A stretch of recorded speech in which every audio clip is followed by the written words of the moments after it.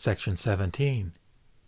At that time, Mahamate Bodhisattva asked the Buddha, Bhagavan, the Tathagata teaches that what is eternal and inconceivable is the realm of ultimate truth, the realm of Buddha knowledge one realizes oneself. Bhagavan, do other schools not teach that what is eternal and inconceivable is a cause? The Buddha told Mahamate, the cause of other schools does not qualify as eternal and inconceivable. And why not? Because what other schools claim is eternal and inconceivable is not the result of its own causal attribute. If what is eternal and inconceivable is not the result of its own causal attribute, on what basis does it appear as eternal and inconceivable? Furthermore, Mahamate, if what is inconceivable were the result of its own causal attribute, it would be eternal. But because it would be due to the causal attribute of a creator, it would not qualify as eternal and inconceivable. Mahamate, the reason my ultimate truth is eternal and inconceivable is because ultimate truth is the result of a causal attribute that transcends existence and non-existence. Because the attainment of personal realization is its attribute, it has an attribute. And because the knowledge of ultimate truth is its cause, it has a cause. And because it is beyond existence and non-existence, it resembles what is not created: space, nirvana, and complete cessation. This is why it is eternal. Hence, Mahamate, it is not the same as the doctrines about what is eternal and inconceivable of other schools.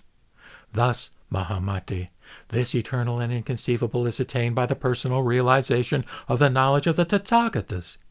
Therefore, the eternal and inconceivable attained by the personal realization of Buddha knowledge is what you should cultivate.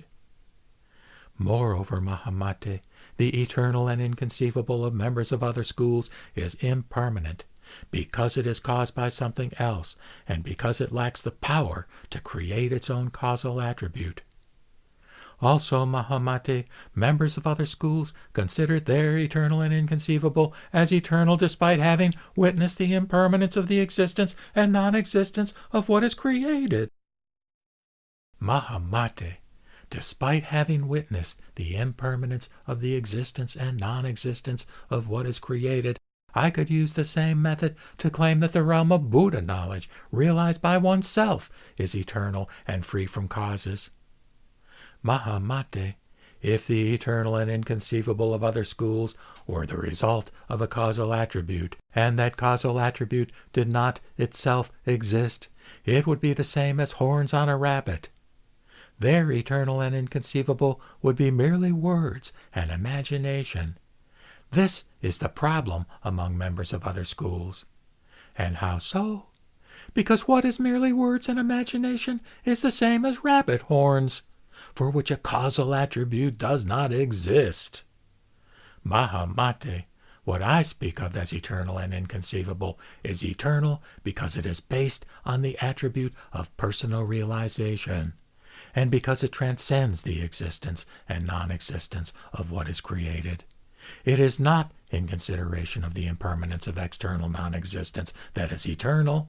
Mahamate, if what is eternal and inconceivable were eternal in consideration of the impermanence of external non-existence, there would be no way to know the eternal and inconceivable's own causal attribute.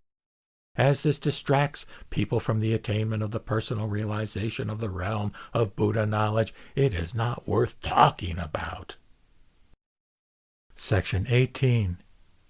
Furthermore, Mahamate, Shravakas who are afraid of the suffering that comes from their projections of samsara seek nirvana, unaware that the difference between samsara and nirvana, as well as their projection of everything else, does not exist.